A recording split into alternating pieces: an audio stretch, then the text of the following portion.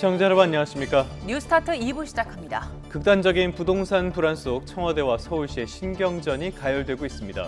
오세훈 시장은 규제 완화를 요구했고요. 이재명 대통령은 바로 집값 폭등 가능성을 키우는 일이라고 반박했습니다. 여당은 여당대로 부동산 세제 개편안을 두고 내홍에 빠졌습니다. 이 혼란의 비용은 결국 실수요자가 떠안게 될 겁니다. 한미 관계에서 이상 기류가 감지됩니다. 트럼프 대통령이 한미 연합훈련 축소를 지시했고 호르무즈 해협과 관련해선 노골적인 불만을 전하기도 했습니다. 이 배경에는 대미 투자 협상 지연 문제도 있다는 보도까지 전해지는데요. 우리 안보가 거래 대상이 되는 일은 없도록 하는 정교한 대응이 시급해 보입니다. 그럼 이 시각 주요 뉴스부터 살펴보겠습니다. 기록적인 폭우가 쏟아진 경남 지역의 시내 중심가가 쑥대밭으로 변했습니다. 도로 곳곳이 통제됐고 수천 가구의 수도가 끊겨 주민 불편이 이어지고 있습니다. 극한호우가 잦아들자 다시 늦여름 무더위가 찾아왔습니다. 서울을 포함한 수도권과 전국 곳곳에 폭염주의보가 내려졌고 제주와 남부 일부에선 열대야가 이어질 전망입니다. 정성호 법무부 장관이 취임 1년여 만에 사직서를 제출했습니다. 검찰개혁 관련 주요 입법이 마무리된 점 등을 이유로 들었는데 공소청, 중수청 체제로의 전환을 앞둔 상황에서 수장 공백에 대한 우려도 제기됩니다.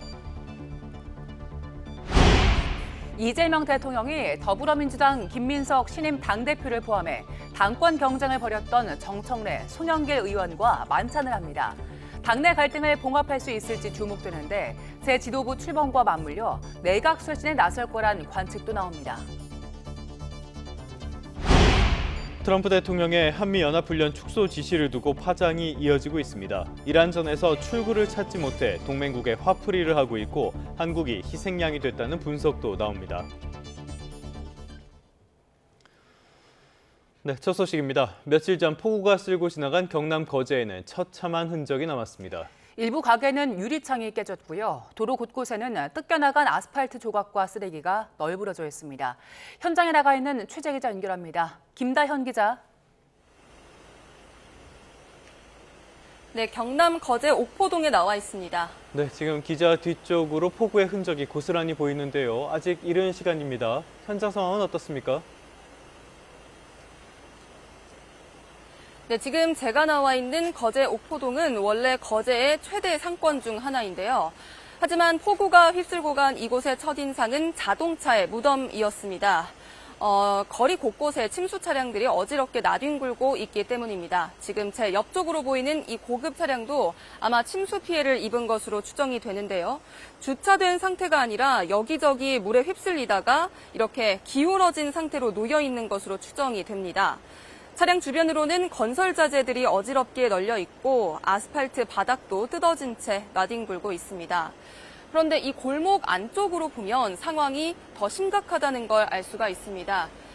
이 주변으로는 식당과 노래방 등이 밀집해 있는 상권이라고 볼 수가 있는데요. 그런데 침수 피해 흔적이 많이 남아 있습니다. 이불과 제습제 같은 가정용품들은 물론이고요. 또 아마 가게에서 사용했던 것으로 추정이 되는데 맥주잔과 각종 습기류들이 더 이상 사용할 수 없는 상태로 바닥에 내버려져 있는 걸 볼 수가 있습니다. 이곳 가게들은 전반적으로 유리창이 파손되는 등 심각한 피해를 입었습니다. 아직 이른 시간이긴 하지만 이 피해 복구를 하기 위해서 트럭들이 나와 있는 것도 볼 수가 있었습니다. 네, 어젯밤 11시 기준 이번 폭우로 경남 거제 일대에서는 사망자 1명, 부상자 4명이 발생한 것으로 파악됐습니다. 주택과 도로 침수, 나무 전도 등 피해 신고도 2,000건 넘게 발생했는데요. 중앙재난안전대책본부는 지방정부별로 본격적인 피해 조사가 시작되면 피해 규모가 대폭 증가할 거로 전망하고 있습니다. 지금까지 경남 거제 옥포동에서 YTN 김다현입니다.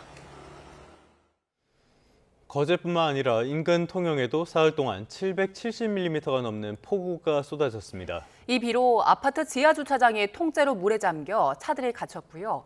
천여 세대의 수돗물이 끊기는 등 도심 기반 시설이 마비됐습니다. 이명준 기자의 보도입니다. 흙탕물이 들어찬 아파트 지하 주차장 곳곳에서 차들이 속속 움직입니다. 아파트 지하 주차장을 빠져나가려는 겁니다. 주민들은 거센 물살을 이겨내며 자신의 차량을 찾느라 분주합니다. 내가 차를 어디다 댔지? 순식간에 물이 불어나면서 성인 여성 무릎 높이까지 흙탕물이 차올랐고 차량 바퀴마저 잠겼습니다. 가까스로 차량을 지상으로 빼내는 데 성공하지만 채 빠져나오지 못한 차량이 더 많습니다. 1시간 100mm, 사흘간 770mm가 넘는 폭우가 내리면서 아파트 지하 주차장으로 16,000톤의 빗물이 한꺼번에 쏟아져 들어간 겁니다. 차가 너무 헛돌고 못 올라가가지고 이러다가 뒤에서는 물이 계속 차니까 죽겠다 싶어가지고 그냥 창문을 열고 그쪽에 바로 탈출해서 걸어 나왔다고 하더라고요. 소방대원들이 대형 배수 펌프를 동원해 24시간 쉼없이 물을 퍼내고 있지만 부유물이 호스에 걸려 배수 작업이 지연되고 있습니다. 소방당국은 지하 주차장에 현재 차량 70여 대가 잠긴 것으로 보고 있습니다. 이런 가운데 기습폭우로 통영 지역에서 국가유산 피해가 5건 발생하는 등 유적지 손상도 잇따랐습니다. 통영 지역에선 침수 피해와 함께 주민 1명이 다쳤습니다. 또 천여 세대의 수돗물이 끊기고 수십 가구가 정전되는 등 피해가 잇따랐습니다. YTN 이명준입니다. 극한 호우가 할퀴고 간 현장은 말 그대로 쑥대밭으로 변했습니다. 도로 곳곳이 쩍쩍 갈라지고 토사가 밀려들거나 역한 오수가 역류하면서 피해가 속출했습니다. 송수연 기자의 보도입니다. 물폭탄이 휩쓸고 간 경남 거제시 옥포동 거리. 앞부분이 완전히 찌그러진 차량이 인도에 걸쳐 있습니다. 부서진 구조물이 곳곳에 나뒹굴고 비가 그친 뒤에도 맨홀 뚜껑에서 물이 분수처럼 뿜어져 나옵니다. 하루아침에 난장판이 된 도로에 주변 가게들은 문을 열 엄두를 내지 못했습니다. 제가 거제 지금 45년 살았는데 이런 물난리는 처음 봤고, 그리고 이 흙탕물 내려갖고 이거는 도저히 사람이 진입이 안 되는 상황이고.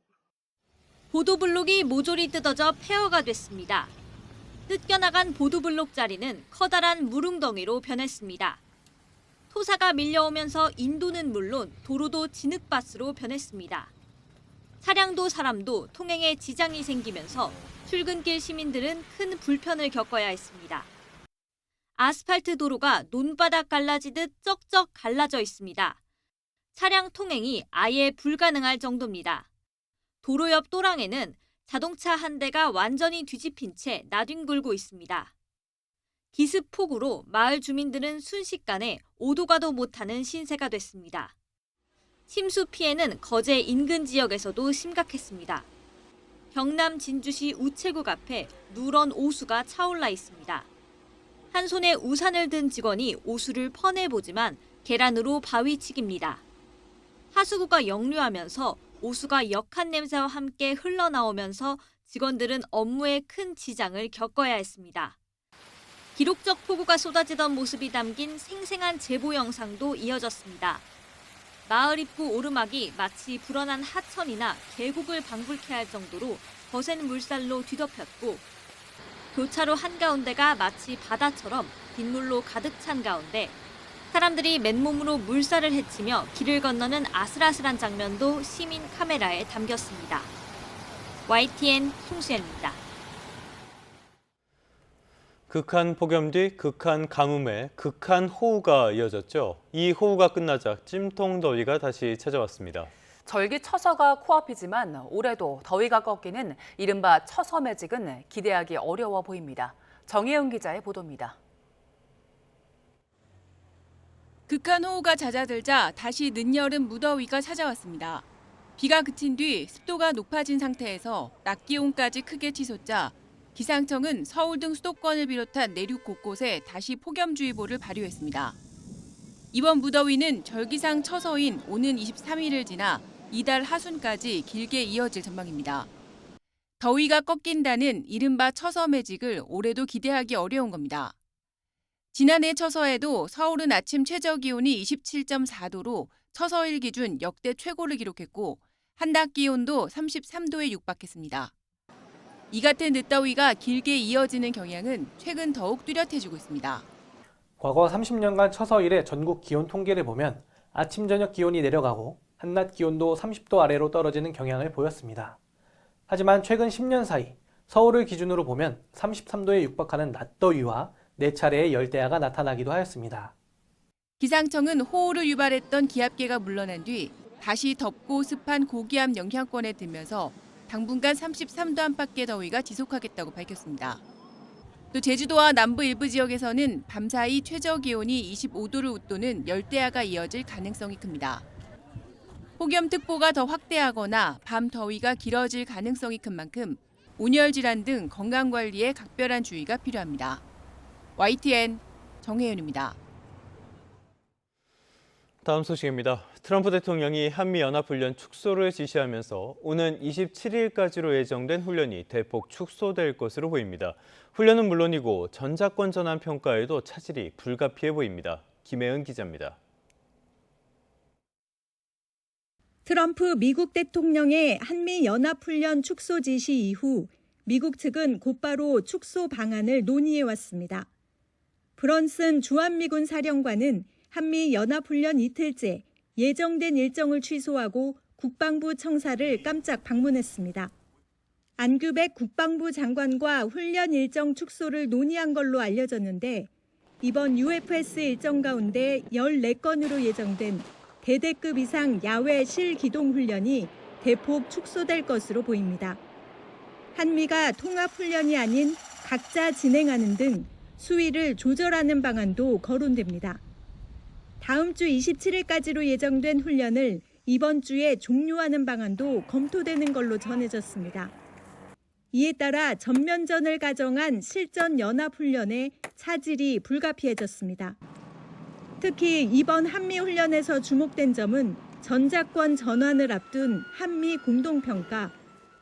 한미가 합의한 기준을 달성하게 되면 올해 SCM에서 미래연합사 FOC 검증과 전환 시기를 건의할 수 있을 것으로 전망됩니다. 초유의 훈련 축소에 우리의 작전 능력 검증에도 영향을 줄 거란 우려가 나오고 있습니다. 트럼프의 군사적 압박 속에 우리 정부가 호르무즈 해협에 대한 군사적 기여를 검토하고 있다고 언급한 점도 주목됩니다. 일단 가장 가능성 있는 군사적 옵션은 해상 초계기 같은 군 자산을 투입하는 방안이 거론됩니다. 크게 보면 해상 초계기 같은 게 있을 수 있고요. 그 다음에 이제 우리 군수 지원함 같은 게 있을 수 있고, 그 다음에 기뢰를 제거하는 장비 제공, 그런 것들이 있을 수 있는데, 이 부분은 이제 미국하고 상당히 협의를 해야 되겠다라고 얘기를 하기 때문에 그 내용 중에 뭐 하나가 되지 않겠는가. 전문가들은 호르무즈 해협에 대한 군 자산 투입이 결정된다 해도 나토를 포함한 국제적인 공조하에 시간을 두고 진행할 것으로 내다보고 있습니다. YTN 김혜은입니다.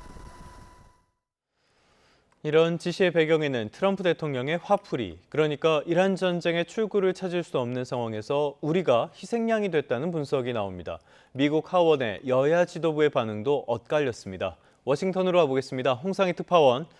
트럼프 대통령의 한미연합훈련 축소 지시 파장이 이어지고 있는데요. 미국 언론 보도를 보니까 우리가 희생양이 됐다고 분석하고 있네요. 네, 미국 매체 악시오스는 오늘 미국이 이란 전쟁에서 힘의 한계를 드러내면서 트럼프 대통령이 동맹국을 맹비난하고 있다고 보도했습니다. 지난 2월 시작한 이란 전쟁이 6개월째 이어지면서 이란 전쟁에 협조하지 않는 동맹국에 이 책임을 미루고 있다는 분석입니다. 악시오스는 특히 트럼프 대통령이 이 동맹국 응징에서 최근 한국이 깜짝 놀랄 희생양이 됐다고 지적했습니다. 한국이 이란 비핵화를 돕지 않겠다고 했다며 매년 이뤄져 온 한미연합훈련 을지자유의 방패 축소를 지시했기 때문입니다. 트럼프 대통령은 어제도 한국이 미국을 도우려 하지 않았다며 불만을 터뜨렸는데요. 동맹국보다 북한의 이익을 우선시하고 있다는 비판에는 김정은 북한 국무위원장과의 친분으로 상황을 더 안전하게 관리하고 있는 거라고 주장했습니다. 트럼프 대통령의 어제 발언 들어보시겠습니다. I get along with them very well. No, what I'm doing is making things safer.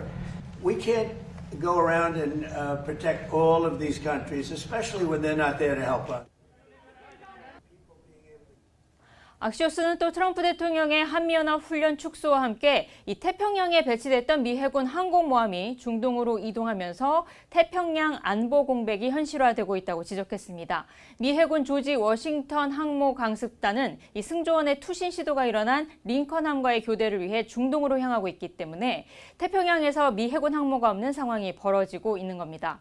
악시오스는 이란 전쟁 장기화로 태평양 지역의 미 해군 항모 부재가 몇 달씩 이어질 수 있다면서 태평양에서의 중국의 영향력이 확대될 수 있다고 지적했습니다. 미국 싱크탱크인 허드슨 연구소는 이 동맹국들의 미국의 안보 공약에 대한 의심이 커질 경우 중국은 전쟁을 할 필요도 없이 역량을 키워갈 거라고 강조했습니다. 네, 미국 정치권의 반응은 어떻게 나옵니까?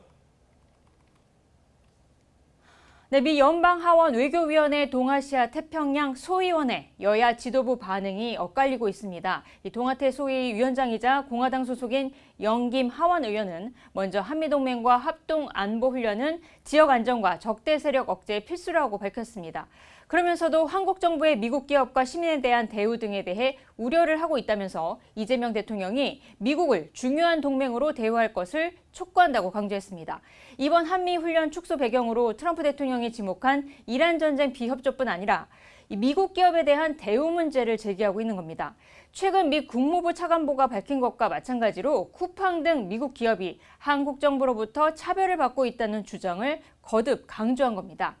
영킴 의원과 달리 미 하원 동아태 소위 야당 간사인 아미베라 의원은 동맹국에 대한 배신이라며 훈련 축소 지시를 비판했습니다. 오늘 보도자료를 냈는데요. 이 베라 의원은 공산주의 독재자에게 편의를 주기 위해 미국의 억지태세를 약화하는 건 동맹국과 인도태평양 전역에서 미국의 신뢰를 훼손하는 거라고 밝혔습니다. 또 트럼프 대통령을 향해 한반도 안보에 영향을 미치는 결정은 개인적인 관계가 아닌 국가안보 이익과 한국 정부와의 협의를 통해 해야 한다고 강조했습니다. 지금까지 워싱턴에서 전해드렸습니다. 정치권 소식 알아봅니다. 더불어민주당 김민석 신임 대표는 본격적인 당무 첫날 빡빡한 일정을 소화하며 민생과 원팀을 강조했습니다. 국민의힘은 이재명 대통령과 여당이 한몸처럼 움직이는 친일 체제가 돼선 안 된다며 견제구를 날렸습니다. 표정우 기자의 보도입니다. 당선 뒤 첫 공식 일정으로 경남 거제 수해 현장을 찾았던 김민석 대표. 심리적 트라우마가 모든 케이스에 다 굉장히 크고 그때 바로 해주는 게 굉장히 중요한 거더라고요. 자다가 깜짝 놀랄 것 같은데. 다음 날 아침 국회 당대표실에서 이재명 대통령의 축하난을 들고 온 강훈식 대통령 비서실장과의 첫 상견례를 가졌습니다. 당청 간의 원활한 소통도 강조했습니다. 벽이 없는 원팀으로서의 완성과 소통이 이루어지겠구나 하는 그런 느낌과 기대와 책임감을.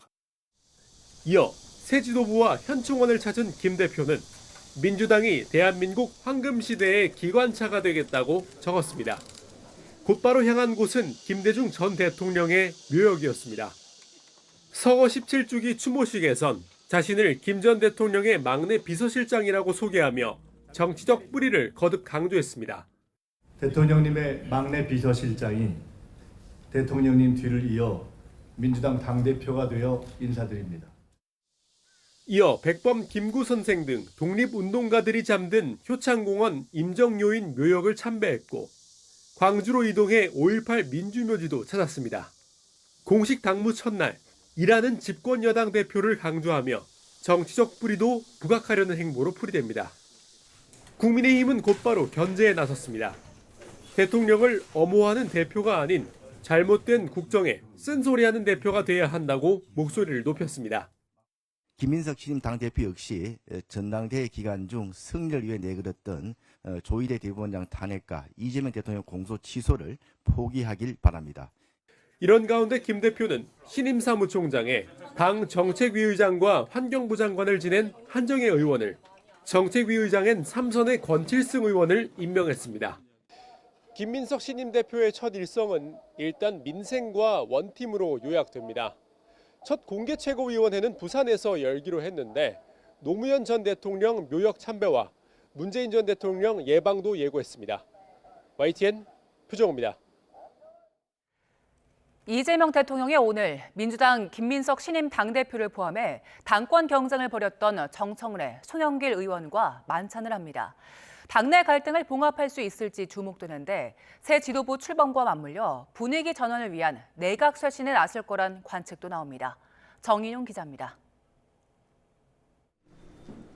이재명 대통령이 청와대로 민주당 김민석 신임 당대표를 초청해 만찬을 합니다. 전당대회 경쟁자였던 정청래 의원과 송영길 의원 역시 함께합니다. 전대 과정에서 당권 싸움이 치열해지면서 불거진 지지층 분열을 수습하고 당내 통합을 도모하려는 이 대통령의 의지로 풀이됩니다. 그리고 서로 치열하게 경쟁을 벌인 상대라 하더라도 국민과 나라를 위한 공동의 책임을 짊어진 동반자들로서의 그 책임은 다르지 않습니다.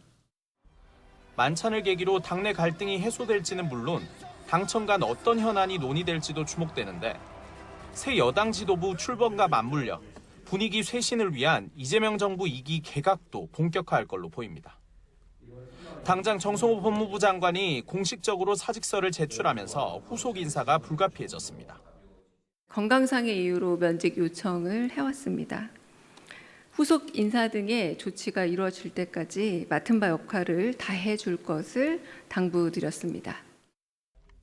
한성숙 총리 발탁으로 공석이 된 중소벤처기업부를 포함해 국토교통부와 보건복지부, 외교부 등의 개각 가능성도 제기되고 있습니다. 다만 새로 지명되는 장관은 오는 10월 국정감사에 곧바로 나서야 하는 만큼 교체에 부담이 될 수 있어 개각 시점은 유동적일 거란 전망도 나옵니다. 이와 함께 청와대 참모진 추가 개편도 눈여겨볼 부분입니다. 아직 자리가 비어있는 AI 미래기획 수석과 대변인, 국토교통 비서관 등의 인선이 이뤄질 수 있는데 청와대는 아직 확정된 바 없다는 입장입니다. YTN 정인용입니다. 5.18 민주화 운동과 관련한 토론회 개최로 폄훼 논란이 불거진 국민의힘 이진숙 의원을 둘러싼 논란이 점입가경입니다. 국민의힘에선 공식적인 입장 표명을 아끼는 분위기인데 당내 비당권파 의원들에 대한 징계 절차는 속도를 내고 있습니다. 박희재 기자의 보도입니다. 5.18 재조명 토론회를 개최한 국민의힘 이진숙 의원의 5.18 폄훼 논란 여파에 국회가 한바탕 시끌했습니다. 5.18 단체 관계자들이 이 의원 사무실에 항의 방문을 시도한 뒤 사과와 사퇴를 거듭 촉구한 겁니다. 본인의 왜곡된 역사관을 의정활동이라는 미명하에 의도적으로 표출한 것을 자백하라. 국민의힘 당원 3,700여 명도 이 의원에 대한 중징계를 요구하면서 파장이 커지는 분위기인데 국민의힘 지도부는 공식 입장 표명을 아꼈습니다. 당이 관여할 수 있는 그런 사안은 아니라고 생각을 합니다. 윤리위가 아마 판단해서 결정을 내릴 사안이라고 생각을 합니다. 윤리위에서도 진종호, 조경태, 권영진, 서범수 의원 등 이미 징계가 개시된 비당권파들에 대한 절차가 우선순위입니다. 6.3 지방선거 기간 무소속 한동훈 의원 지원부터 원내대표 멱살을 잡거나 같은 당 국회 부의장 선거 낙선 종용까지 네 의원은 차례로 윤리위를 찾아 그간의 의혹에 대해 소명했습니다. 당신은 잘못을 했으니 오늘 여기서 판결 받아라 이런 식의 질문으로 유도하는 부분에 있어서 매우 유감스럽고 국민의힘을 지금 내란당에서 구해낸 사람은 조경태 아닌가요? 제가 그 이야기를 했거든요. 윤리위는 소명 내용을 검토한 뒤 이르면 다음 회의까지 징계 수위를 결정한다는 방침입니다. 징계 정치를 예고했던 장동혁 대표의 기강 잡기 행보도 이어질 거로 보이는데 동시에 중진들의 견제 움직임은 한층 분주해졌습니다. 연휴 마지막 날 3선 상당수가 만찬 회동을 갖고 총선에 대비해 정점식 원내대표를 중심으로 힘을 모으자는 뜻을 모은 것으로 전해졌습니다. 이에 발맞춰 사선 의원들도 조만간 회동을 통해 당 쇄신안을 논의한다는 계획입니다. 여기에 당권파는 올림픽공원 집회와 장동혁 대표 취임 1년 기자회견을 계기로 더욱 결집을 도모하는 기류입니다. 차기 공천권을 둘러싼 당내 이합집산 신경전은 갈수록 치열해지는 분위기입니다. YTN 박희재입니다. 지난 국무회의에서 발언하려다가 제지당한 오세훈 서울시장이 이번 국무회의에선 부동산 규제를 풀어야 한다고 쓴소리를 날렸습니다. 특히 정부가 추진하는 용산공원 부진의 주택 공급에 대해서도 이재명 대통령을 향해 반대 뜻을 분명히 했습니다. 양희력 기자의 보도입니다. 이재명 대통령 주재 을지 국무회의에 참석한 오세훈 서울시장. 국무회의를 마치고 나온 오 시장은 자신의 SNS에 대통령과 국무위원들에게 서울시의 입장을 분명히 말했다고 전했습니다. 오 시장은 우선 재개발, 재건축 속도를 높이도록 막혀있는 규제부터 풀어달라 요청했다고 언급했습니다. 지난 8.13 대책에 서울시의 건의사항 일부가 반영돼 다행이긴 하지만 조합원 지위 양도 제한과 용적률, 임대주택 비율 등 반드시 풀어야 할 규제가 여전하다는 겁니다. 정부가 추진 중인 용산공원 부진의 아파트 공급에 대해서도 이 대통령을 향해 반대의 뜻을 밝혔다고 강조했습니다. 뉴욕 센트럴파크나 런던 하이드파크처럼 용산공원 역시 서울의 미래를 위해 지켜야 할 공간인데다 한번 사라진 도심 녹지는 다시 만들기 어렵다며 충분한 사회적 논의와 국민적 공감대 없이 용산공원 훼손을 강행해선 안 된다는 점을 다시 한번 분명히 했다고 말했습니다. 이 정부 내에 착공할 수 있는 물량은 아니라고 단언할 수 있습니다.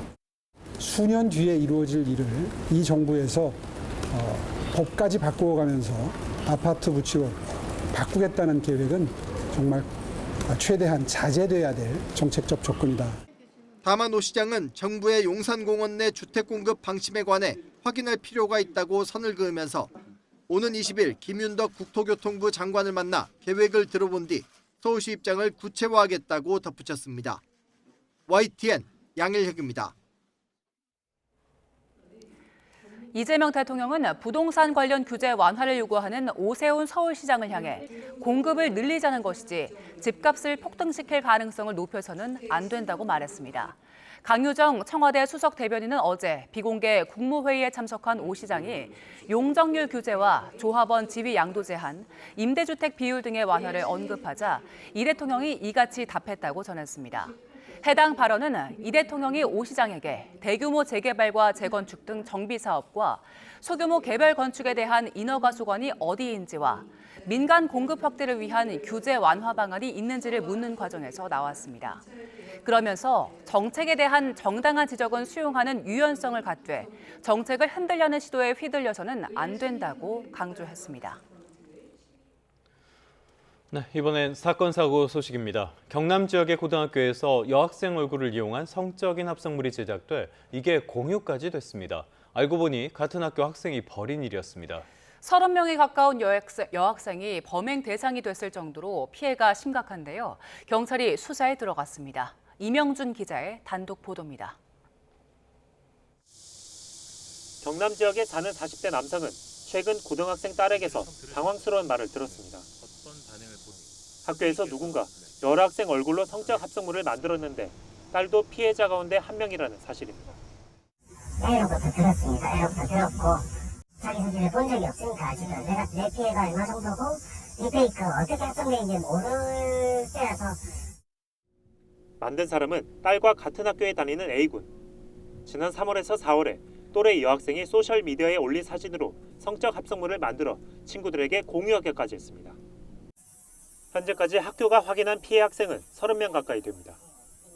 대부분 1학년으로 1학년에 피해가 없는 반이 없다는 게 학교 관계자 설명입니다. 이게 어딘가에 누군가의 핸드폰이든 컴퓨터든 어딘가에 남아있을 수 있다라는 그 가능성이 너무너무 저희를 힘들게 하고 있습니다. 심각한 피해로 발칵 뒤집힌 학교. 학교 측은 피해 학생들에게 상담 등을 지원하고 있고 A군과 피해 학생들 동선을 분리하고 있다고 설명했습니다. 학교에서 이런 사안이 발생하게 된 것에 대해 학교장으로서 죄송스럽게 생각합니다. 피해 학생에 대한 외부 연계 상담 및 프로그램을 적극 진행할 예정입니다. A군은 학교 조사에서 호기심에 그랬다고 진술했습니다. 경찰은 해당 사안을 수사 중이지만 민감한 사안이어서 자세한 내용은 설명할 수 없다는 입장입니다. 또래를 상대로 성적 합성물을 제작한 이번 사건의 경위를 파악하는 경찰이 어떤 수사 결론을 내릴지 관심이 쏠립니다. YTN 이명준입니다. 마약에 취한 듯한 모습의 영상이 SNS에 퍼지면서 경찰에 체포됐다가 석방됐던 남성이 모레 경찰에 다시 소환됩니다. 이 남성의 모발에서 마약 성분이 검출된 걸로 파악됐습니다. 이수빈 기자입니다. 주택가 골목에서 팔을 늘어뜨리고 고개를 숙인 남성. 마약 투약이 의심된다는 이 영상은 SNS를 타고 순식간에 퍼졌습니다. 곧바로 수사에 착수한 경찰은 간이시약 검사 양성 판정을 근거로 30대 남성 A씨를 긴급 체포했습니다. 그런데 소변 검사에서 마약 성분이 검출되지 않으면서 A씨는 다음 날 바로 풀려났습니다. 이후 경찰은 A씨에 대한 압수수색 영장을 모두 3차례 집행했습니다. 이 과정에서 확보한 A씨 모발을 국과수에 정밀 감정을 의뢰한 결과 마약 성분이 검출된 것으로 확인됐습니다. 통상 소변 검사는 최근 일주일 정도, 모발 검사는 길면 1년 내 투약 여부를 확인할 수 있는 것으로 전해졌습니다. 이에 따라 경찰은 기간을 더 넓혀서 수사하고 있는데 A씨가 마약 성분이 포함된 정신과 약을 처방받았던 이력을 확인한 것으로 파악됐습니다. 경찰은 오는 20일 A씨를 소환해 정신과 약을 처방받은 경위 등을 집중적으로 조사한다는 계획입니다. YTN 이수빈입니다. 경제 한 줄 뉴스입니다. 지난달 서울 주택 매매 가격 오름폭이 전월 수준을 웃돌며 고공행진을 이어갔습니다. 은행권 주택담보대출 변동금리의 기준이 되는 코픽스가 넉 달 연속 올랐습니다. 정부가 수도권 주택 착공 목표 달성을 위해 공공기관과 건설업계에 공급 속도를 높여달라고 주문했습니다. 국제유가 상승 여파로 다음 달 국제선 항공권에 부과되는 유류 할증료가 큰 폭으로 오릅니다. 반도체 호조에 힘입어 지난달 우리나라 수출이 14개월 연속 증가했습니다.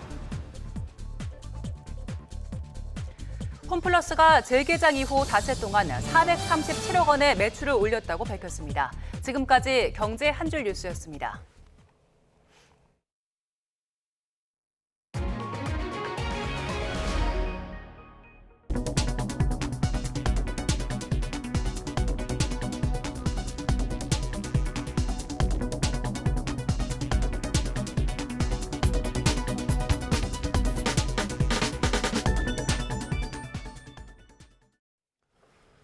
네, 날씨 알아보도록 하겠습니다. 서울을 포함한 전국 곳곳에 다시 폭염특보가 내려졌습니다. 더위 속에 비와 소나기 소식도 있는데요. 기상센터 연결해서 자세한 날씨 알아봅니다. 원희다 캐스터, 자세한 날씨 전해주시죠.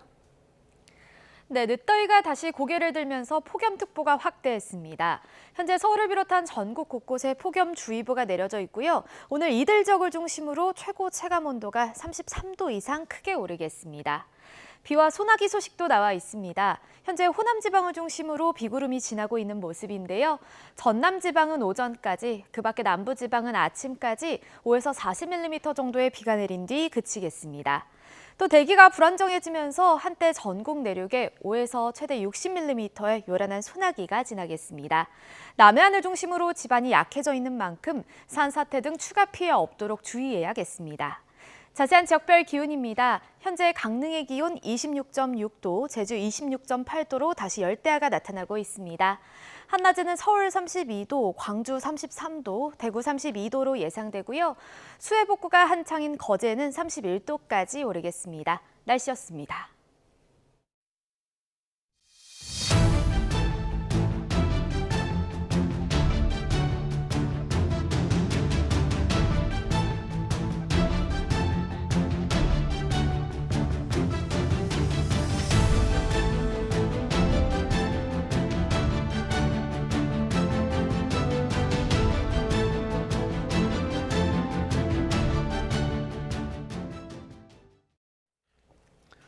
네, 폭우 피해 다시 한번 살펴보겠습니다. 경남 거제에는 바닷물 수위가 높아지는 대조기까지 겹쳤습니다. 어촌과 주요 관광지도 침수 피해를 입었습니다. 상인들은 터전이 쑥대밭이 됐다며 눈시울을 붉혔습니다. 차상은 기자입니다. 유람선 터미널과 리조트가 밀집해 거제의 대표 관광지로 꼽히는 기세포항 인근 상가거리. 가게 내부까지 차올랐던 흙탕물이 빠져나간 뒤 거리 전체가 흙더미와 물에 젖은 집기류로 가득 차 아수라장이 됐습니다. 기습적인 폭우에 바닷물 수위가 높아지는 대조기가 겹치면서 빗물이 바다로 빠져나가지 못해 항구 뒤편 상가가 통째로 물에 잠긴 겁니다.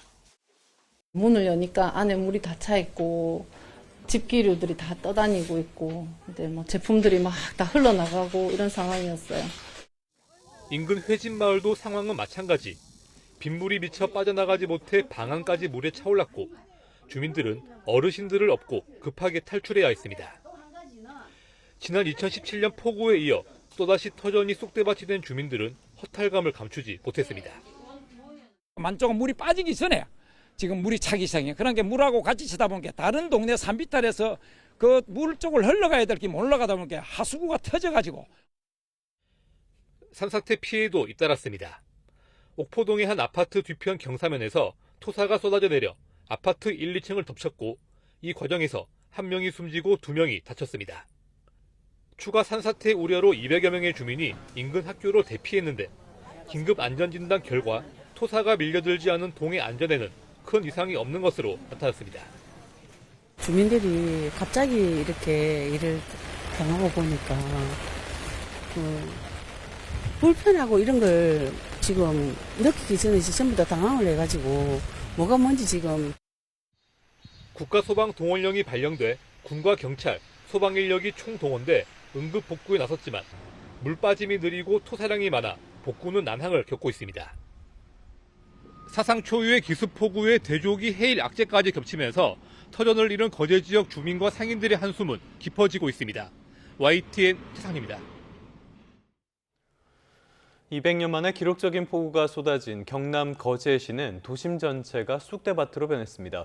드론으로 촬영한 참혹한 수해 현장을 김진두 기자가 보도합니다. 하늘에서 내려다본 주거단지. 뒤편 녹색 산비탈 한가운데가 마치 칼로 도려낸 듯 누런 속살을 드러냈습니다. 거센 빗줄기에 무너져 내리는 엄청난 토사가 아파트 1층과 2층 세대를 그대로 덮쳤습니다. 비가 그친 거제 시내. 드론으로 내려다본 전경은 그야말로 처참합니다. 거리는 보도블록이 뜯겨나가 바닥을 드러냈고 횡단보도 인근 아스팔트는 종이짝처럼 찢기고 큰 구덩이가 피었습니다.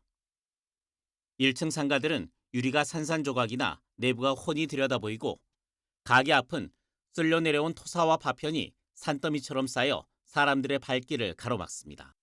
거제 중심지 초등학교 운동장은 형체를 알아볼 수 없는 뻘밭으로 변했습니다. 운동장 한쪽에는 물에 젖어 교실에서 꺼내놓은 종이 상자와 나무 걸상 등 쓰레기가 쌓여 있습니다. 도로 한쪽이 푹 꺼지고 무너져 내린 탓에 통행이 차단됐고 남아있는 한쪽 차선으로만 차량과 주민들이 위험천만하게 교차해 지나갑니다. 도로 한가운데에는 바퀴마저 사라진 채 흙탕물을 뒤집어 쓴 차량이 덩그러니 멈춰섰습니다. 비구름이 거치고 야속할 만큼 파란 하늘이 드러났지만 200년 만의 기습폭우가 거제 중심가에 남긴 상처가 씻겨가기까지는 많은 시간이 걸릴 것으로 보입니다. YTN 김진두입니다. 이번 남해안 폭우는 국지적으로 내린 특성 때문에 영남의 가뭄 해결에도 큰 도움이 안 됐습니다. 더 문제는 가뭄 뒤 큰 비가 내린 곳에 홍수 위험이 커졌다는 건데요. 장하영 기자가 보도합니다. 극한호우가 쏟아진 경남 일대는 광복절 연휴 전까지 가뭄 걱정이 가장 심했습니다. 부산과 밀양, 김해, 청도와 울주는 심한 가뭄, 거제는 보통 가뭄 지역이었습니다. 광복절 연휴 사흘 동안 2달치 누적 기준으로 강수 부족량이 어떻게 달라졌는지 분석했습니다. 거제 색깔은 극적으로 변하는 걸 확인할 수 있습니다. 이곳 가뭄은 해소된 겁니다. 하지만 울주와 청도 등 심한 가뭄 지역은 변화가 거의 없습니다. 비가 경남 남해안, 그것도 거제와 통영 등 특정 지역에만 쏟아진 송곳 폭우였기 때문입니다. 해안 지역 특성상 물이 빠르게 바다로 빠져 다른 지역으로 흘러가기도 어려웠습니다. 거제에 내린 막대한 양의 비는 가뭄의 단비라기보다 위험한 폭우였습니다. 바짝 메마른 땅에 폭우가 오면 토양이 빗물을 머금기 힘들어져 산사태는 물론 홍수까지 유발하게 됩니다. 실제로 영국 기상학자가 젖은 땅과 보통 여름 땅, 폭염 이후 땅의 물 흡수율을 비교했더니 폭염에 시달린 땅은 마치 아스팔트 도로처럼 물을 흡수하지 못했습니다. 2022년 유럽에서 심한 가뭄 끝에 홍수 피해가 났던 게 대표적인 사례입니다. 문제는 앞으로 이렇게 극한 가뭄과 극한 호우로 가는 롤러코스터가 일상이 될 거란 점입니다. 기후 채찍질이라고 기상학에서 얘기를 하는데 네. 이게 무슨 얘기냐면 이제 극한 가뭄과 극한 호우가 계속 연달아서 오는 거예요. 번갈아서 오는 그런 상황인데 극단적인 그런 날씨들과 이것이 일상화되는 그런 뉴 노멀 상황이다. 아직 달력은 8월 중순, 여름이 많이 남았습니다. 이달 말부터 다음 달까지는 북태평양 고기압이 수축하며 태풍이 한반도로 올라오는 길이 열릴 가능성이 큽니다. 또 태풍이 직접 오지 않더라도 이번처럼 태풍이 남긴 수증기만으로 언제든 극한호우가 쏟아질 수 있습니다. YTN 장하영입니다. 다음 소식입니다. 정성호 법무부 장관이 취임 1년여 만에 결국 공식적으로 사직서를 제출했습니다. 공소청, 중수청 체제로의 전환을 앞둔 상황에서 수장 공백에 대한 우려가 제기됩니다. 배민혁 기자입니다.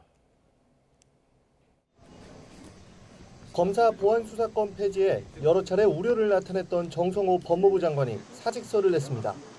지난해 7월 이재명 정부 초대 법무부 장관으로 취임한 지 1년여 만입니다. 검찰개혁 관련 주요 입법이 마무리된 점 등을 이유로 들었습니다. 이제 형사소송법도 통과됐고 크게 제가 할 역할이 별로 없습니다. 오히려 지금 국회 가서 또 형사소송법 개정 과정에서 나타난 약간의 문제점들 이런 걸 신속하게 수정하는데 내가 할 일이 더 많지 않겠나. 또 신속히 사표를 수리해야 조직이 더 안정될 거라고 대통령실에 빠른 재가를 요청했습니다. 이 대통령의 사법연수원 동기이자 최측근으로 분류되는 정 장관은 검찰 조직의 해체라는 막중한 임무를 부여받았습니다. 하지만 검사의 보안 수사권을 완전히 폐지하는 문제를 두고는 신중론을 펼치며 여당 강경파 의원들과 이견을 보였습니다. 이렇게 빛의 속도로 형사소송법이 빨리 개정된 건 처음일 거예요. 어떤 부작용이 나올지, 또 현장에서 어떻게 제대로 작동될지는 아무도 예측할 수가 없습니다. 사표가 수리되면 후임 장관 임명까지는 이진수 법무부 차관의 직무대행 체제로 운영될 전망입니다. 오는 10월 검찰청 폐지와 중수청, 공수처 출범을 앞두고 하위 법령 정비 등 과제가 산적한 가운데 검찰에 이어 법무부까지 대행 체제를 겪게 되면서 포스트 검찰 시대 연착륙에 차질이 생기는 것 아니냐는 우려도 나옵니다. YTN 배민혁입니다. 선관위 특검 특별검사로 검사 출신인 이태한 변호사가 임명됐습니다. 이 특검은 정치적인 선입견 없이 실체적 진실을 규명하겠다고 강조했습니다. 유서연 기자입니다. 투표지 부족 사태 등 선거관리위원회의 각종 의혹을 들여다볼 특별검사로 검사 출신 이태한 변호사가 임명됐습니다. 사법연수원 23기 대구지검 검사로 임관한 이 특검은 울산지검 특수부장, 서울남부지검 형사 4부장 등을 역임했습니다. 2013년 퇴직한 뒤에는 변호사로 활동했고 법무부 검찰인사위원회 위원, 권익위 비상임위원으로도 재직 중입니다. 이 특검은 지명 이후 기자들과 만나 여당과 야당, 선관위 어느 쪽으로도 결론을 정해놓고 수사하지 않겠다며 오직 법과 원칙, 객관적인 증거에 따라 수사하겠다고 말했습니다. 이번 특별검사의 가장 중요한 책무는 분명합니다. 정치적 고려 없이 어떠한 선입견도 없이 사실과 증거에 따라 실체적 진실을 규명하는 것입니다.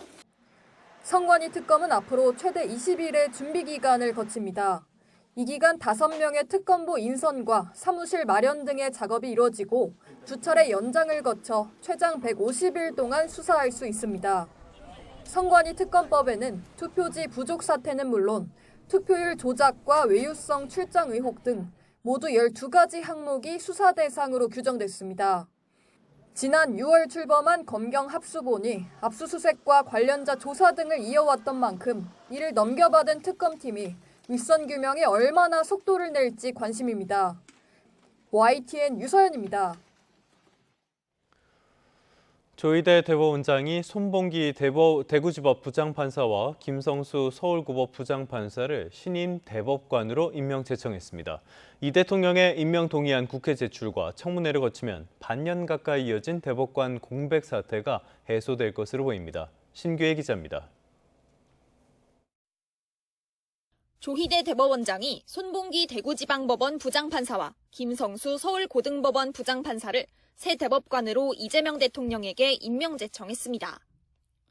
각각 노태학 전 대법관과 이흥구 대법관의 후임자입니다. 1996년 판사 생활을 시작한 손 부장판사는 대구, 경북, 울산 지역에서 근무했고 2019년부터 2년 동안은 대구지방법원장을 맡았습니다.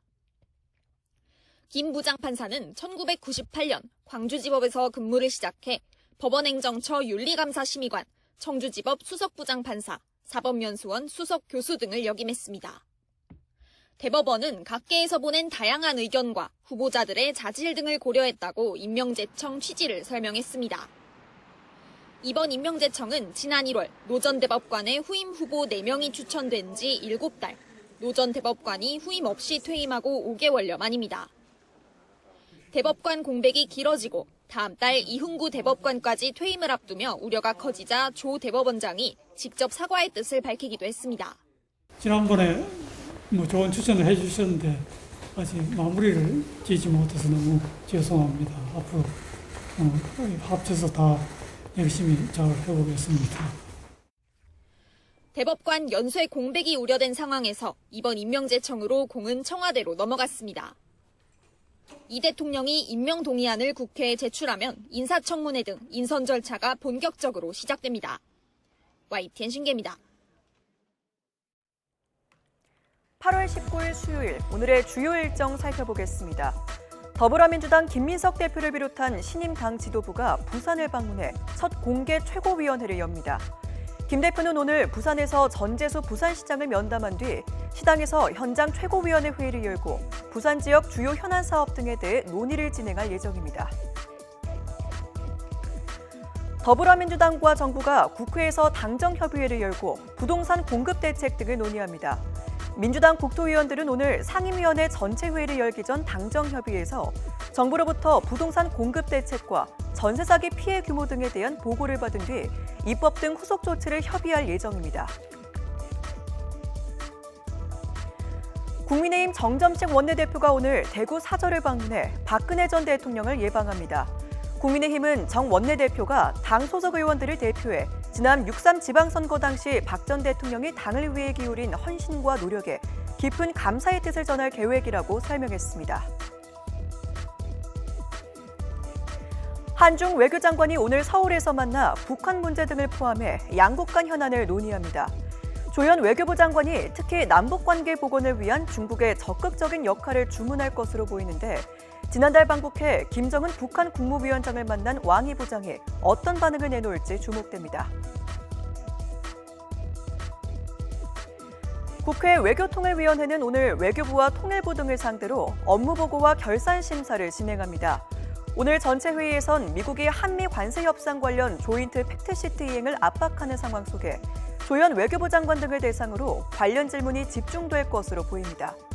또 최근 정부가 여한구 통상교섭본부장을 직권 면직한 것과 트럼프 미국 대통령이 한미 연합연습 축소를 지시한 배경 등과 관련한 질의도 예상됩니다. 지금까지 오늘의 주요 일정이었습니다.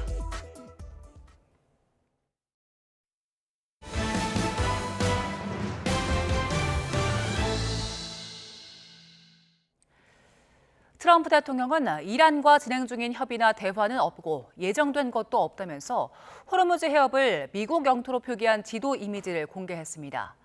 트럼프 대통령은 자신의 소셜미디어인 트루스 소셜에 이같이 적은 뒤 호르무즈 해협 주변에서 이란에 대한 해상 봉쇄 조처가 온전히 유지되고 있고 유효하다고 주장했습니다. 트럼프 대통령의 언급은 이란 전쟁 해법이 뚜렷이 보이지 않는 가운데 휴전이나 종전을 위한 대화가 없는 상황에서도 이란에 대한 군사적, 경제적 압박을 지속할 것임을 강조한 걸로 풀이됩니다. 이란이 지난 6월 미국과 체결한 양해각서의 조건이 충족될 때까지 호르무즈 해협을 계속 봉쇄하겠다고 밝혔습니다. 트럼프 대통령이 MOU 연장을 추진하지 않겠다고 경고한 데 대해 이란도 굴복하지 않겠다는 점을 분명히 한 걸로 풀이됩니다. 이란 측 종전협상단장인 모하마드 바게르 갈리베프 의회 의장은 현지 시간 18일 국영TV 연설에서 미국이 양해각서에 명시된 약속을 이행할 때까지 호르무즈 해협이 열리지 않을 거란 점을 분명히 밝힌다고 말했습니다. 갈리바프 의장은 미국이 이행해야 할 약속으로 대이란 해상봉쇄 해제와 제재 철회, 이란 자산 동결 해제 등을 거론했습니다. 한미 연합훈련 축소에 대한 비판이 거센 가운데 트럼프 대통령이 관련 질문을 던지는 CNN 기자를 향해 또 가짜뉴스라고 몰아붙였습니다. 이런 가운데 CNN이 한미 방위비 분담 협정과 의회 자료 등을 근거로 트럼프 대통령의 한국 방위비 주장을 조목조목 팩트체크했는데 결론은 전부 다 틀렸다였습니다. 박영진 기자의 보도입니다. 김정은 위원장이 한미 연합훈련 축소를 직접 요청했느냐는 기자의 질문에 트럼프 대통령은 어디 소속이냐고 묻더니 다짜고짜 가짜뉴스라며 날선 반응을 보였습니다. I'm with CNN. Fake news. I just wanted to follow up on the South Korea question. You're a loud, boisterous person. You're fake news. I was trying to find out if you had been talking to Kim Jong-un, if he had asked you to scale back on those military exercises. Mr. President, 가짜뉴스 수모를 당한 CNN이 한국과 관련한 트럼프 대통령의 발언을 하나하나 팩트체크했습니다. 우선 한국이 주한미군 주둔 비용을 부담하지 않았다는 트럼프 대통령의 주장에 대해 And during my first term, they agreed to pay close to $3 billion a year for protection because we don't, they essentially weren't paying. CNN은 한국은 트럼프 일기 전에도 이미 해마다 8억 달러 넘게 부담했다고 반박했습니다. 또 트럼프 행정부가 2019년 타결한 협정에서 한국이 합의한 건 분담금 8.2% 인상으로 한국의 부담액은 10억 달러에 못 미쳤고 이는 트럼프가 주장한 30억 달러와는 차이가 크다고 지적했습니다.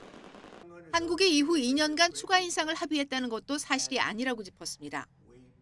트럼프 대통령은 또 한국이 바이든 전 대통령을 설득해 분담금을 내지 않게 됐다고 말했지만 Very well, but they were paying $3 billion a year, and then they convinced Biden that I was probably a bad person, and they shouldn't, and he immediately rescinded that order. CNN은 그런 사실 자체가 없다고 확인했습니다. 실제 트럼프 1기 행정부가 체결한 2019년 협정은 1년짜리로 이미 종료된 상태였기 때문입니다. 또 바이든 행정부는 2021년과 2024년 새로운 협정을 체결했고 한국의 분담금을 없애기는커녕 오히려 인상했습니다. 트럼프 대통령은 주한미군 규모도 3만 9천 명이라고 말했지만 미 국방부는 3월 말 기준 실제 병력이 2만 6,589명이라고 밝혔습니다. 트럼프 대통령의 주한미군과 방위비를 둘러싼 허위 주장은 처음이 아닙니다. 지난해 한미 관세 협상 과정에서도 주한미군 규모를 부풀리고 한국의 방위비 100억 달러를 부담하라고 요구한 바 있습니다. YTN 박영진입니다. 트럼프 대통령이 이란전에서 출구를 찾지 못하면서 동맹국에 화풀이하고 있고 한국이 희생양이 됐다는 분석이 나오고 있습니다. 미국 인터넷 매체 악시오스는 현지 시간 18일 미국이 이란에 대해 한계를 드러내면서 동맹을 비난하고 있다고 보도했습니다. 악시오스는 트럼프 대통령이 집권 2기 취임 후 동맹국을 난타하고 지도자들을 모욕하면서 미국과 맺어진 안보 관계를 활용해 개인적, 정치적으로 묵은 원한을 갚아왔으며 이란 전쟁에 가담하지 않은 동맹국에 더욱 분노하고 있다고 분석했습니다. 그러면서 피트 헤그세스 국방부 장관이 모범적인 동맹국이라고 치켜세웠던 한국이 트럼프의 동맹국에 대한 응징에서 최근에 가장 깜짝 놀랄 희생양이라고 지적했습니다. 다음 달 러시아 총선을 앞두고 러시아와 우크라이나의 공방이 격화하고 있습니다. 핵심 곡물 수출항을 겨냥한 공세에 맞서 우크라이나는 모스크바를 겨냥한 대대적인 드론 공격으로 맞불을 놓으며 푸틴 정권을 압박했습니다. 런던에서 조수연 특파원입니다. 우크라이나군이 러시아 수도 모스크바와 주변 지역을 겨냥해 또다시 대규모 드론 공격을 벌였습니다. 러시아 당국은 우크라이나가 모스크바주로 600대 이상의 드론을 발사했다며 이 가운데 200대 가까이 격추했다고 밝혔습니다. 이번에도 대형 온라인 유통업체 와일드베리스의 창고가 파손됐고 알루미늄 공장과 변전소도 타격을 입었습니다. 지난 한 달간 와일드베리스 창고 20곳이 피격돼 피해액이 8조 원이 넘는다는 추산도 나왔습니다. 우크라이나는 장거리 드론으로 러시아 물류와 에너지 시설을 노려 다음 달 총선을 앞두고 민간인들의 전쟁 체감도를 끌어올리는 데 주력하고 있습니다. 실제로 러시아 주요 도시에선 주유소 앞으로 수백 대씩 차량이 줄을 서는 풍경이 목격되고 있습니다. 배급제로 자동차 연료를 공급하는 지역도 속출하고 있습니다.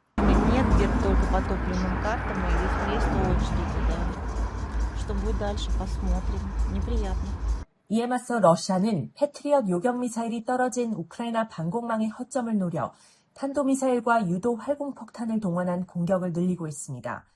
우크라이나 당국은 밤사이 하르키우에서 러시아의 미사일 공습에 10명이 사망했다고 전했습니다. Дуже жваве місце, можна сказати, центр селища, де зранку люди йдуть на роботу, люди йдуть до своїх магазинів. 러시아는 우크라이나의 밀 수확기를 맞아 흑해 오데사항, 다뉴브강 연안 이즈마일 항구 등 곡물 수출항도 연일 타격하고 있습니다. 한편 우크라이나가 최근 6개월간 영국제 드론으로 러시아 본토를 타격해온 것과 관련해 러시아는 영국을 테러 공범이라고 규정하며 깊이 개입할수록 대가가 커질 거라고 위협했습니다. 미국, 독일 다음으로 우크라이나의 최대 지원국인 영국은 러시아의 경고에도 군사 지원을 계속하겠다는 뜻을 강조했습니다. 런던에서 YTN 조수연입니다. 젠슨 황 엔비디아 최고 경영자의 장녀인 메디슨 황 엔비디아 수석이사가 LG전자가 만들고 있는 일종의 로봇 훈련소 데이터 팩토리를 방문했습니다. 지난주 양사가 피지컬 AI 사업 등에 대한 업무 협약을 체결한 지 나흘 만인데 로보틱스 분야 협력에 속도를 내는 걸로 보입니다. 김대근 기자의 보도입니다.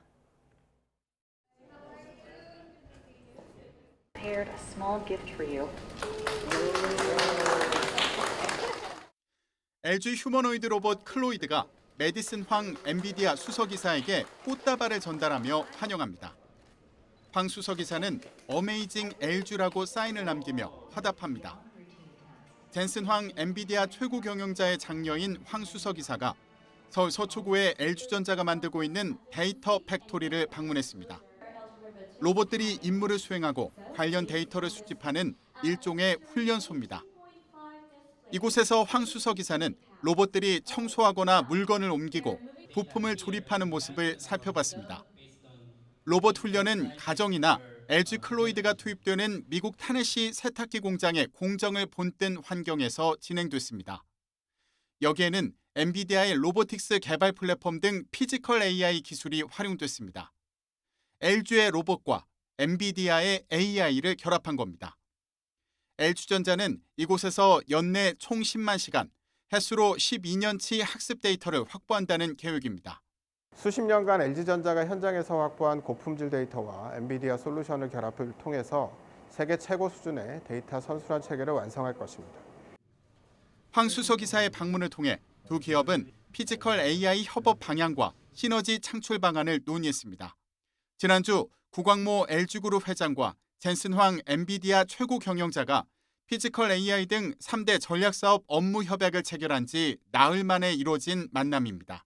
LG는 로보틱스 분야 협력을 강화하고 사업화에 속도를 내겠다는 의미라고 설명했습니다. YTN 김대근입니다. 네, 다음 소식입니다. 검찰이 모텔 연쇄살인 사건의 피고인인 김소영에게 사형을 구형했습니다. 반성을 전혀 하지 않는다며 구형 이유를 밝혔는데요. 선고 공판은 오는 27일 열립니다. 김혜린 기자입니다. 검찰이 강북 모텔 살인 사건 피고인 김소영에게 사형을 구형했습니다. 이와 함께 위치 추적 전자장치 30년 부착을 명령해달라고 재판부에 요청했습니다. 검찰은 자신에게 호감을 표한 피해자들에게 자신이 얻고자 하는 바를 위해 생명을 빼앗은 점에서 죄질이 매우 불량하다고 지적했습니다. 또 범행 이후에도 거짓으로 일관하면서 전혀 반성하지 않고 있다고 꼬집었습니다. 김 씨는 최후 진술에서 약물로 피해자들이 죽을 줄 몰랐다며 범행 고의를 끝까지 부인했습니다. 피해자들에게 성추행을 당할까 우려해 약물을 건넨 행동은 반성하지만 의도적으로 사람을 다치게 하거나 죽일 생각은 없었단 겁니다.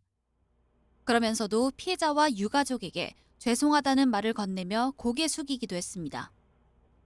김 씨 변호인 역시 피해자 3명에게 정신과 약을 탄 숙취 해소제를 건넨 사실이 없고 재범 위험성 역시 없다며 오히려 무죄를 선고해달라고 재판부에 요청했습니다.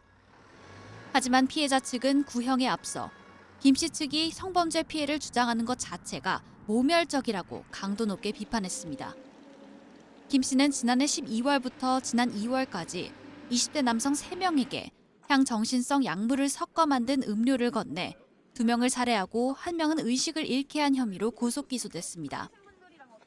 비슷한 기간 또 다른 남성 3명을 상대로 같은 수법의 범행을 저지른 사실이 추가로 드러나기도 했습니다. 이날 재판부는 구속기간이 얼마 남지 않은 김 씨에 대해 도망할 염려가 있다며 영장을 다시 발부했습니다. 김 씨에 대한 선고 공판은 오는 27일 오후에 열릴 예정입니다. YTN 김혜린입니다. 지난밤에 고속도로를 달리던 승용차가 14톤 화물차를 들이받아서 그 운전자가 크게 다쳤습니다. 곳곳에서 화재도 잇따랐는데요. 사건 사고 소식 김희영 기자가 보도합니다. 고속도로 한가운데 커다란 화물차가 넘어져 있습니다. 승용차 앞면은 형체를 알아볼 수 없을 정도로 부서졌습니다. 어제 저녁 경부고속도로 부산 방향 연곡 졸음쉼터 인근에서 난 사고 현장 모습입니다. 14톤 화물차를 들이받은 20대 외국인은 목 부위를 크게 다쳐 병원에 옮겨졌습니다. 사고 여파로 일부 차로가 2시간 넘게 통제되면서 한동안 도로 정체가 빚어졌습니다. 경찰은 승용차가 차선을 바꾸다가 사고가 났다고 보고 경위를 파악하고 있습니다. 화재도 잇따랐습니다. 오늘 자정쯤에는 경기 평택시 청부급에 있는 공장에서 불이 났습니다. 천둥 번개가 지듯이 그러길래 이상해서 밖에 나왔더니 폭발하는 소리죠. 지금도 불기둥이 어마어마하게 올라가 있어요, 지금. 공장에 아무도 없어 인명피해는 없었지만 4개 동 가운데 3개 동에 불이 번진 끝에 3시간 40분이 지나서야 큰 불길이 잡혔습니다. 가연성 물질인 신호가 다량 보관돼 진화에 시간이 걸린 것으로 파악됐습니다. 어제 낮에는 전주시 서신동에 있는 건물 1층 사무실에 불이 났습니다. 불은 30여 분 만에 꺼졌지만 연기를 마신 주민 6명 중 4명이 이송됐습니다. 소방은 에어컨을 고치다가 불이 났다고 보고 정확한 원인을 조사하고 있습니다. YTN 김희영입니다. 한덕수 전 국무총리 내란 재판에서 위증한 혐의로 기소된 윤석열 전 대통령의 항소심 변론이 오늘 종결됩니다. 서울고등법원은 오늘 오후 2시 윤 전 대통령의 위증 혐의 사건 항소심 결심 공판을 진행합니다. 윤 전 대통령은 지난해 11월 한 전 총리 재판에서 처음부터 국무회의에 필요한 인원을 불러야 한다고 생각했느냐는 재판부 질의에 그렇다고 답해 위증한 혐의를 받습니다. 12.3 비상계엄 당시 상황에 대해 국회에서 위증한 혐의로 1심에서 실형을 선고받은 조태용 전 국정원장에 대한 항소심 선고가 오늘 나옵니다. 서울고등법원은 오늘 오전 10시 30분 직무유기와 국정원법 위반 등의 혐의로 기소된 조 전 원장의 항소심 선고 기일을 진행합니다. 내란특검 측은 지난달 열린 결심 공판에서 조 전 원장에게 1심 구형량과 같은 징역 7년을 선고해달라고 재판부에 요청했습니다. 헤어진 연인을 흉기로 살해한 혐의를 받는 50대 남성이 오늘 구속된 상태로 검찰에 넘겨집니다. 경기 성남중원경찰서는 오늘 오전 보복살인의 혐의를 받는 50대 남성 A씨를 구속 송치합니다. 이 A씨는 지난달 5일 새벽 3시쯤 경기 성남시 길거리에서 과거 연인이었던 60대 여성에게 흉기를 휘둘러 숨지게 한 혐의를 받고 있습니다. A씨는 범행 직후에 자해를 해서 병원으로 옮겨져서 한 달 넘게 치료를 받았고요. 지난 12일 퇴원해서 체포된 이후 구속됐습니다.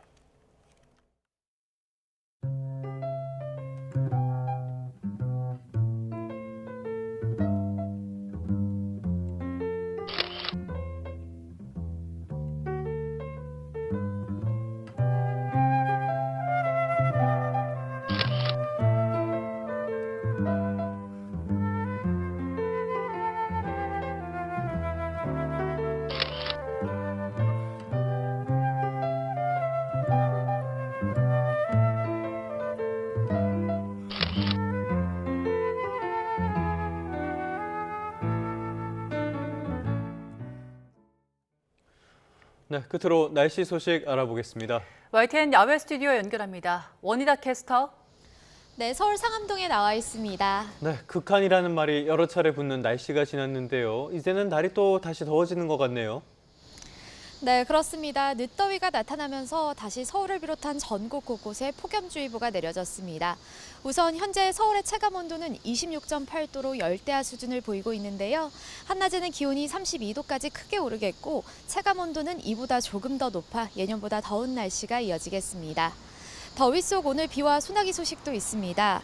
현재 남부 일부 지역에 비가 내리고 있고 전남 광주에는 시간당 10mm 안팎의 다소 강한 비가 집중되고 있습니다. 전남 지방은 최고 40mm의 비가 오전까지 이어지겠고 그 밖에 남부 곳곳에서는 아침 사이 비가 그치겠습니다.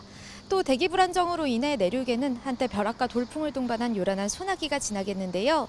남부 지방에 최대 60mm가 예보된 가운데 남해안은 이미 많은 비가 내려 지반이 약해져 있습니다. 산사태 등 추가 피해 없도록 주의해야겠습니다. 자세한 지역별 기온입니다. 현재 강릉 26.8도, 제주 26.5도 등 열대야주의보가 내려진 일부 해안가를 중심으로 다시 밤더위가 나타나고 있습니다. 한낮에는 서울과 대구 32도, 광주 33도, 거제 31도까지 오르겠고요. 습도가 높아서 체감온도는 이보다 2도 정도 더 높겠습니다. 절기 처서를 앞두고 있지만 당분간 33도 안팎의 늦더위는 계속되겠습니다. 내일은 제주도에 모레 저녁부터 주말 오전 사이에는 서울 등 중부지방에 비가 내릴 전망입니다.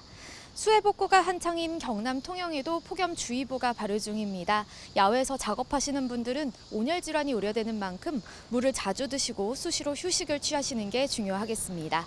지금까지 YTN 원희다입니다. 뉴스타트 3부 잠시 뒤에 이어집니다.